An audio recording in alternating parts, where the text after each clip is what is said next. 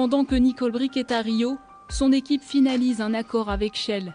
Des concessions sont faites en matière de protection de l'environnement. Le document peut faire croire à la ministre qu'elle a finalement eu gain de cause. En apparence seulement, car en coulisses, Shell s'agite, les élus guyanais aussi. Sur place, François Hollande ne lui en parle pas, le dossier est repris en main par Matignon. Le code minier sera bien réformé, mais avant les forages en Guyane doivent avoir lieu. Entre Jean-Marc Ayrault et Nicole Bricq, les rapports se tendent. À son retour de Rio, elle reçoit un appel. Le Premier ministre lui annonce qu'elle quitte l'écologie pour le commerce extérieur. Hasard ou pas du calendrier, le jour du départ de Nicole Bricq, Shell reçoit les autorisations pour démarrer le forage.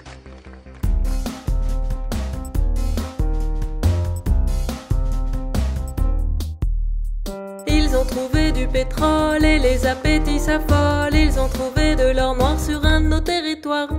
Mais leurs barils sont profonds et pour forêt faut des fonds. Ainsi font les marionnettes géants de la Creusette. Je ne sais pas si vous connaissez la société Shell, mais lorsque vous vous intéresserez de près au sujet, vous vous apercevrez que nous sommes une société exemplaire. Donc je n'ai absolument aucun doute sur le fait que nos engagements sociétaux historiques justifieront très largement la confiance que nous accorde le gouvernement.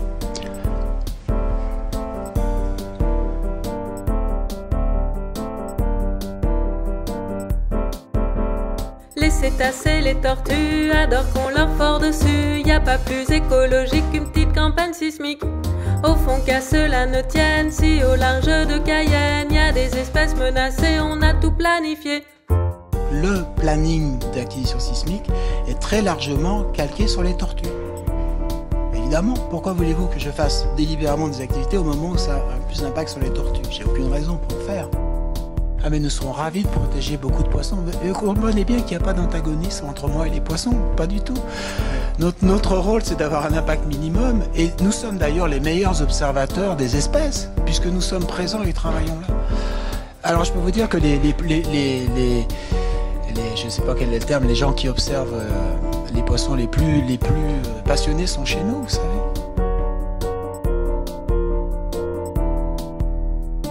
Pourquoi demanderait-on l'avis des populations? On a déjà l'appréciation d'un bureau de prestation. Des réunions informantes, une étude indépendante, le tout pris sur nos deniers, doutez-vous de nos données? D'abord, monsieur le sénateur, nous essayons de travailler avec des données, pas des sentiments, des données. Ça, c'est de la donnée, c'est de la donnée technique, scientifique, elle est là, et je suis très heureux qu'elle soit plutôt dans ce sens que dans l'autre. Et ce sont des faits, ce ne sont pas des choses que j'invente. Donc, on veut être rassuré, mais il faut aussi... Alors, je sais qu'on n'a pas confiance dans l'expert, ni dans les données, mais à ce moment-là, ça devient très difficile. En tout cas, nous avons les données, nous avons des expertises indépendantes qui nous conduisent à proposer dans nos déclarations directoriales les activités qui nous paraissent avoir l'impact minimum. On rejettera bien sûr des déblais un peu crado, imbibés d'hydrocarbures, mais c'est pas pire que de l'eau. Et je suis très fier de vous dire qu'on va utiliser des fluides synthétiques de forage qui nous avaient été interdits il y a 1 an. Il est biodégradable, il n'est pas bioaccumulable, etc., etc. On a 20 ans de recherche derrière qui démontrent que l'effet de ces fluides est de l'ordre de grandeur de l'effet de l'eau.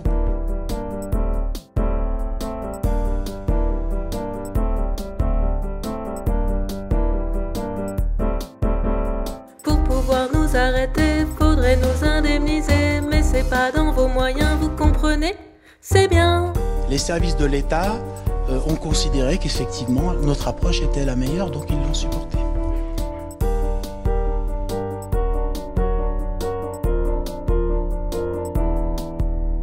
Il y aura jamais de plage polluée, pas de mangroves engluées, les courants sont nos amis, ils font tout ce qu'on leur dit. À l'horizon des eaux profondes, juste une tache sur la map monde. Non, l'enfer n'est pas vert, il est noir outre-mer. Non, l'enfer n'est pas vert, il est noir outre-mer. Sur les forages pétroliers en Guyane, quel est l'arbitrage final? Est-ce qu'ils vont reprendre lundi ou pas? Écoutez, à ma connaissance, les forages reprennent, oui. Vous confirmez qu'ils reprendront bien lundi? Je confirme qu'ils ont été autorisés, en effet. D'autres questions ?